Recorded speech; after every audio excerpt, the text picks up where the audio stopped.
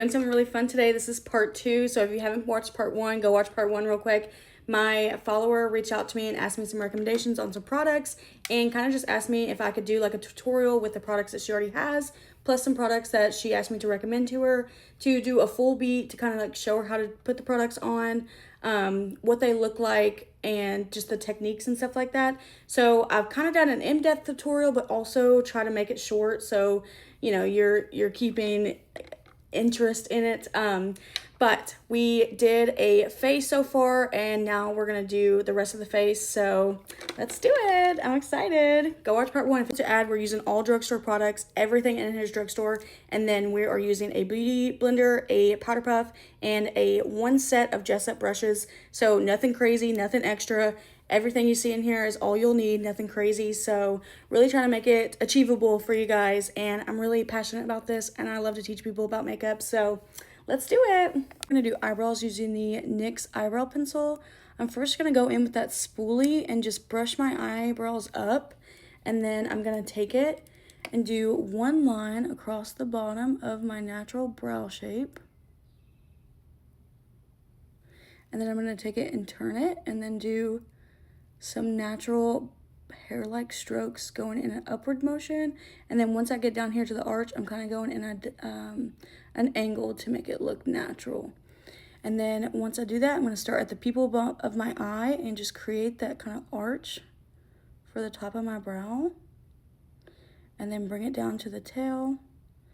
And then I'm going to do upward motions right here just to connect that arch to my brow. So easy. Other side, we're going to do a line right over the natural shape of my brow. And then we're going to make upward strokes for hair-like. And then over, and I'm going to kind of turn it to an angle. This is my troublesome brow, if you can't tell. And then I'm going to go from the pupil of my eye and just create that arch. Okay, and then at the end of that, this is another crucial step. You're gonna take that spoolie again and you're gonna do the exact same thing. You're just gonna brush up, and this blends all of those lines to where there's nothing harsh. And just look at that.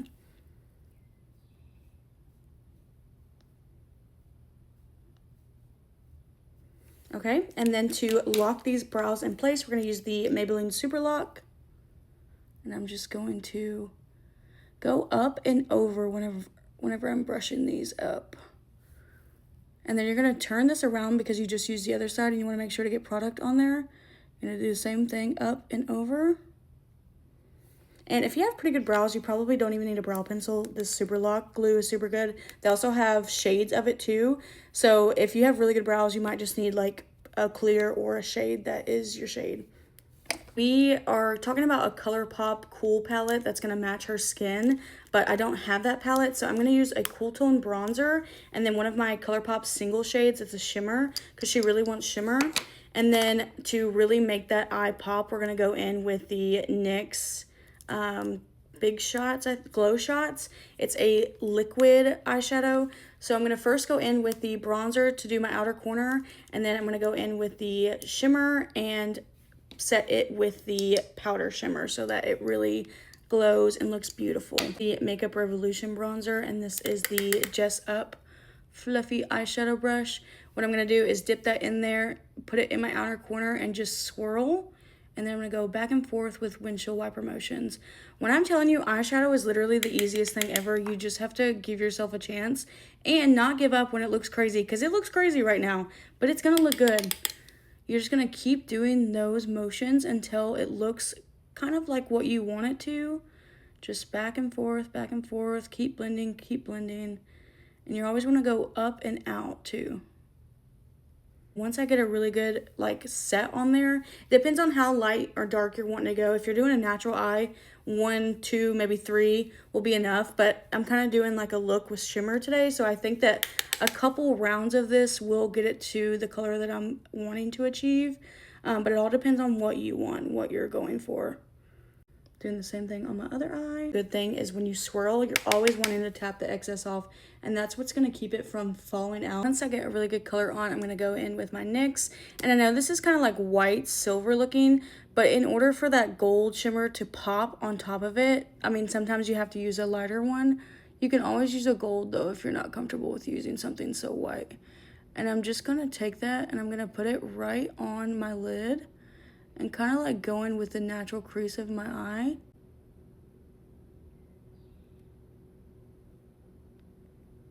Then we're gonna kind of stop once it gets to the center.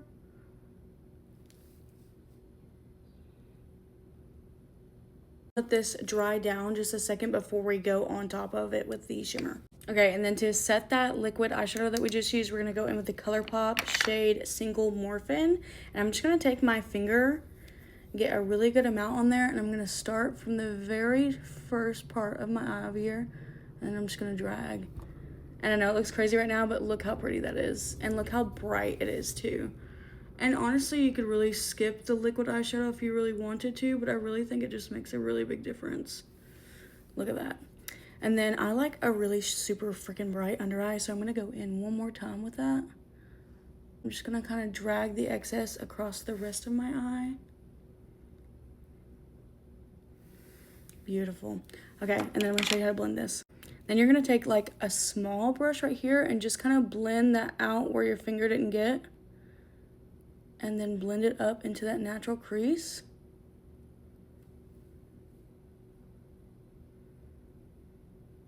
It looks so good. But then we're not done yet. We're gonna take that big fluffy eyeshadow brush again. We're gonna go back into the bronzer and we're kind of just gonna wanna blend just a little bit with the shimmer that we just put on. So you're just gonna kind of blend the tiniest amount, just so it's not harsh right there, you see that? Just a little bit of windshield wiper motions will make that look just blended and beautiful. And look at my eyes. And to keep the bronzer but switch the brush, we're gonna go into like a little bit of a flatter, fluffy brush, and we're gonna take that bronzer and we're gonna go all the way underneath our eye. And this kind of just ties the outer corner in with the under eye. And I feel like it just ties the whole look together. You can build that up as much as you can, as less as you want. But then we're gonna go in on the waterline and we're gonna use any kind of cream liner. You can use a white liner even if you want. I just found that cream's a little bit more natural looking. I'm just gonna go in on my waterline with that. It makes the eyes appear bigger and brighter, and it really makes them pop. If you have bigger eyes and you're wanting to make them smaller, then I suggest using like a brown or a black in your waterline, which is going to make them look smaller. And I'm also running out of time with this one, and I'm so freaking sorry, but there might be a part 3. I'm gonna try to do my best, but no promises. I'm gonna dip a big fluffy powder brush into the bronzer, and I'm gonna start right where I put that cream bronzer, and I'm just going to do circular motions right over top of that. And you can re-dip, apply as many layers as you want to get what you're going for if you want a really bronzy look, or if you're just doing a natural, probably 1 or 2 goes with this would probably be enough. And then I'm gonna go on the top, a little on my nose, and then on my chin. We're gonna do lips, blush, highlighter, and mascara and setting spray, and then we'll be done. Okay, I'm so sorry, go to part 3.